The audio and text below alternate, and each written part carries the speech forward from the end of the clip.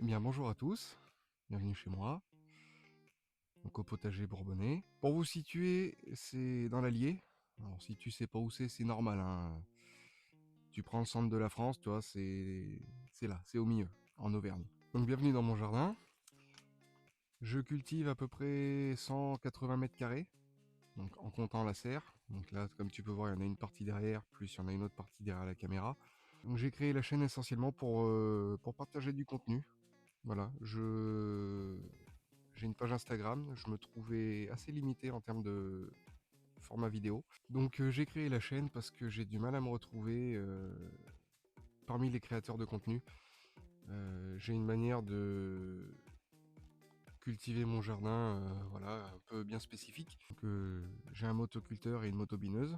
Voilà, c'est pour moi un plaisir de m'en servir, voilà, avec modération bien entendu. Ça n'empêche pas le paillage, l'arrosage limité, etc., etc. En termes de création vidéo, donc je sais pas trop encore ce que je vais proposer. Il y aura sûrement du suivi de culture, de comment je procède, pourquoi je fais ci, pourquoi je fais ça. Euh, j'ai pas la science infuse, donc je vais juste te montrer comment je procède moi. De toute façon, j'ai l'intention de rien te cacher, voilà. Donc là, ce que je te propose, c'est qu'on fasse un tour du jardin et que forcément, je te montre les effets de la canicule à 40 degrés et du manque d'eau qu'on a eu depuis le printemps. Allez. Donc là, on est parti au tout début. Donc la plante d'artichaut, donc on en a mangé tout ce qu'il fallait. Les petits fruits ont bien souffert, quand même, avec la canicule, malgré un ou deux arrosages. Donc, on verra ce que ça donne. Les vignes aussi ont souffert, malgré l'arrosage. Ça se tient pas mal. Donc là, toute cette partie, j'ai des aromatiques. Ça, pour ceux qui connaissent pas, c'est des plants d'asperges qui sont en train de monter à graines. Donc là, c'est pareil aussi, il faut que je tienne l'arrosage limité quand même pour éviter que ça se dessèche trop vite. Après, ma foi, le reste, là, c'est un plant de courge un peu mystère. Je sais pas ce que c'est, on verra bien. Donc là, comme tu peux voir, la rhubarbe souffre.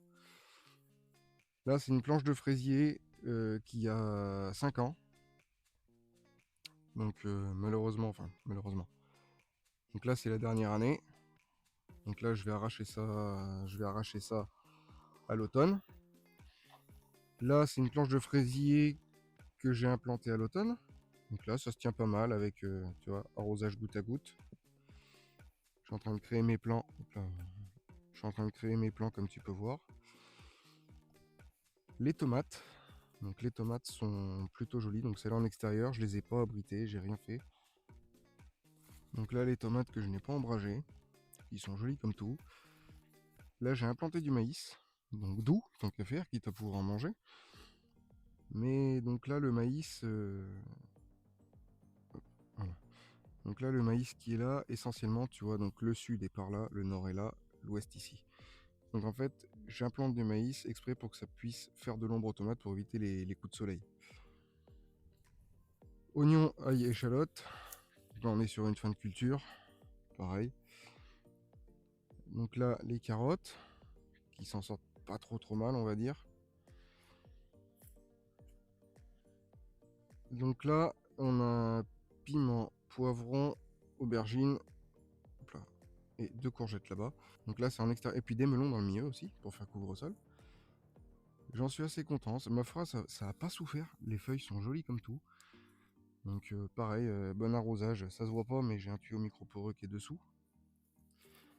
Là, j'ai repiqué mes poireaux qui ont bien souffert. Puis bon, c'est sale, faut que j'y désherbe. Là, dans le milieu, j'ai voulu faire un semis de carottes. Bon, ça a loupé, ça a pas voulu. Un rang de haricots qui est ici. Là-bas, j'ai du concombre, une patate douce. Et puis bon, ben là ça va être flagrant, hein. Là, le plus flagrant, c'est les choux.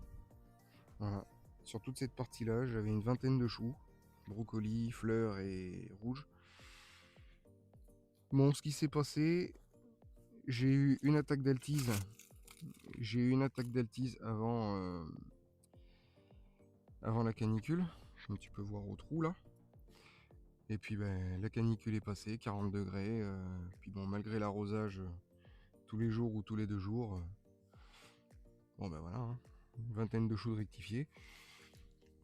Enfin bon, écoute, on va repartir sur de bonnes bases, je vais refaire des semis, et puis je vais essayer d'en réimplanter pour l'automne. Forcément, je te garde la serre pour la fin. Donc là, des melons encore, donc là, des pommes de terre. Donc là j'ai augmenté le jardin cette année, donc de là jusque là-bas. Donc ça, c'était tout en plus l'année dernière, donc pommes de terre. Donc la pomme de terre cette année.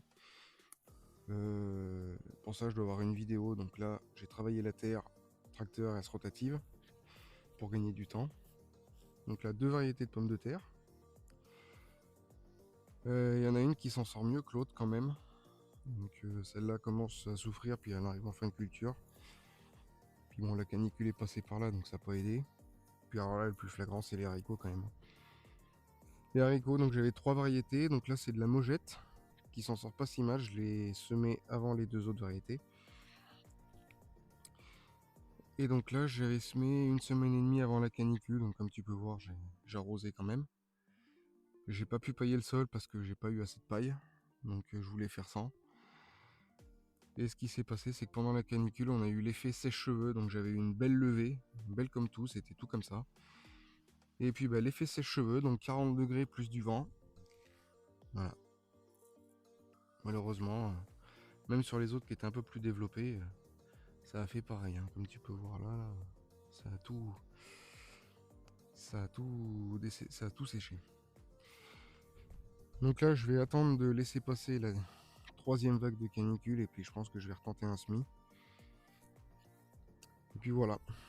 Et donc là, je te garde la serre. Donc étonnamment, la serre, malgré la canicule, c'est là où c'est le plus joli. Les tomates font quasiment 1m50, 1m60.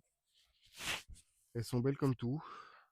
Les fruits sont magnifiques. Bon, je dis pas, hein, j'ai des fleurs qui ont coulé. Mais j'ai des fruits. Pareil, un bon paillage. Et puis donc, là, tu vois, tac, là, j'ai un asperceur. Enfin, là, j'ai de l'irrigation. Donc, pareil, 2 coups d'irrigation par semaine et encore pas tout le temps. Je gratte pour voir s'il y a du frais. Mais c'est. La serre, c'est magnifique, quoi. C'est étonnamment, c'est là le plus joli. J'avais vraiment peur. Je dis pas, on est monté à des 40, 45 dans la serre, mais avec le voile d'ombrage, c'est c'est joli comme tout. Je suis vraiment content.